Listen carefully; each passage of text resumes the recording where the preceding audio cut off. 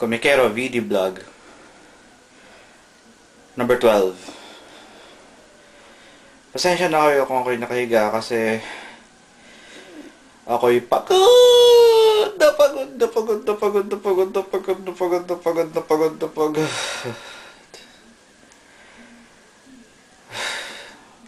Komikero meeting kanina.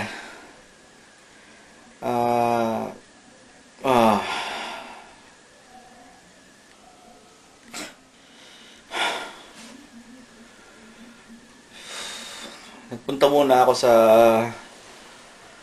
binyagan ng anak ng isang member namin na si Glenn Nosa. Hindi nyo pa nakikita si Glenn sa video vlog. Pero ito itsura niya.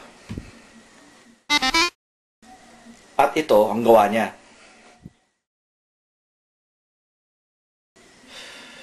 Anyway, yan, nagpunta muna kami sa katedral. Nagpunta muna ako sa katedral kanina. At nagpunta ako doon. At nakita ko si Glenn.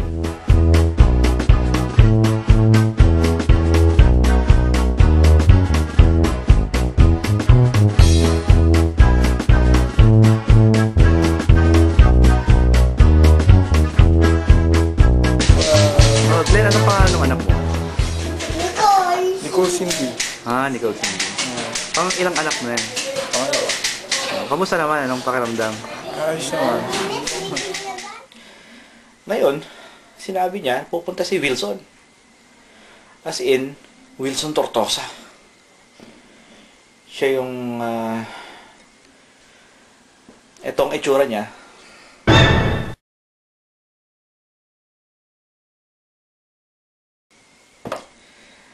Anyway, si Wilson, kumikero din yun. Kasi minsan na rin siyang sumama sa mga meeting namin. Natuwa naman ako na darating siya. Surprisingly, merong isa pa tong komikero na nagpunta na matagal na namin hindi nakikita. Si Rick!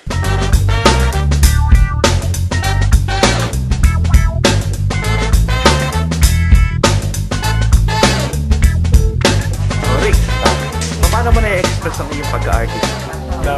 Hindi. Sa maraming field. Sa lawahan ako sa'yo. Kasi bilang usually visual arts, yes. Pero meron din sa video, sa graphics, editing, gano'n. Saka sa performing arts, definitely. Sayaw, kanta, gano'n. Rick, may tanong ako isa pa. Saan ka nakatingin? Sa nag-i-interview sa... Uy, effect yun, effect. Okay, kunyari nasa CNN tayo, kaya sa National Geographic. Yan, isa yan. Sa pag-express sa pagiging artist ko, isa yan. Bakit ka ba't ka sumaling komikero? Man.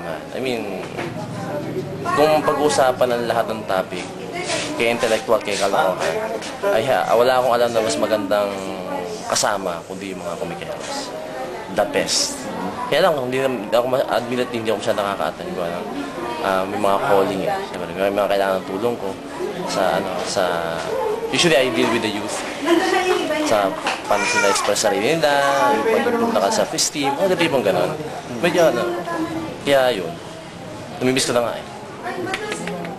Si Wilson, ninong din, anak ni Glenn. Yeah, Wilson.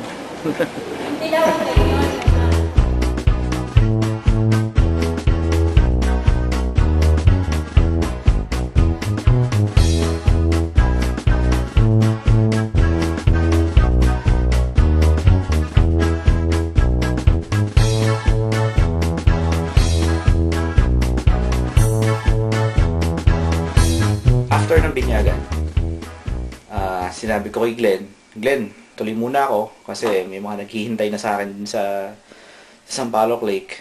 Susunod na lang ako sa inyo mamaya kasi nag-aaya si Glenn na magkainan sa kanila. Sige, susunod ako mamaya. Puntahan ko muna yung mga komikero na nagpunta sa lake. Punta ako ng lake. Alam mo kung ilang komikero na abutan ko? Isa. Anyway, marami pa nangyari. Ito lang siguro yung parang montage ng pictures at video nung kung ano man nangyari kanina. Ganun. Tapos may parang Inulan kami. bubble na ano. Si Dax, yung time traveler. Yung scientist siya. Meron pa siyang parang before nagkaroon ng sliders. Tapos nagja-jump siya from ano. Ito yung bagong member namin si Errol. Hello, Errol. Hello. Dati. Inabang ako na mamaya initiation. Kawawa ka. Kawawa ako. But at least, you know, I'm proud. Dito ako. Kung mas umaga na napaga, sana mas umaga ako naging member. Ngayon ko lang nalaman eh. Pero at least, I'm happy andito ako. At least nakikita ko yung mga pareho kong, you know, isa yung interest. Kaya nakakatuwa. Kasi yung babae. Japanese. Paubos na nga eh. Superman. Sumayaw sa Oh, yung manual na. Galing. Oo, sumayo. Hindi, wag ako. Hindi ako kasali dyan. Ka, malagay yan sa vlog ni... Edit pa naman ni Sir yun.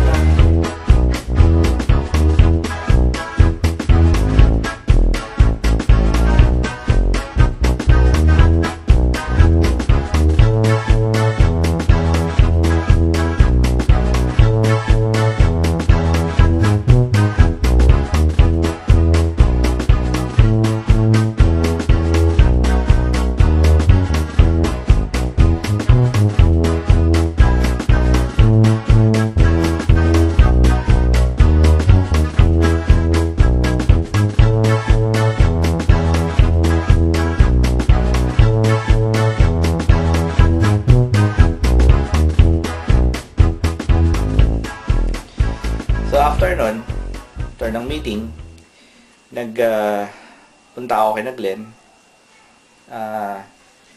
Naubusan na ako ng memory, so hindi na ako nakapagkuha ng picture masyado after nun.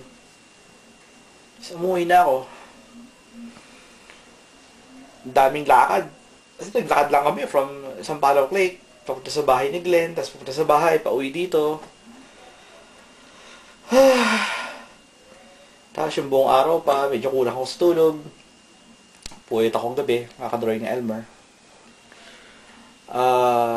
Hopefully, mag-drawing sana ako kanina sa meeting ng Elmer, kahit konti. Talagang hindi conducive mag-drawing sa labas ng ganon. Kasi maraming tao, tapos umuulan, basa yung lamesa. So, dito lang ako sa bahay. Siguro papahinga lang ako ngayong gabi. Start na lang uli ako mag-drawing bukas. Pero malapit na October 21. Ay, nako. Sige. Night.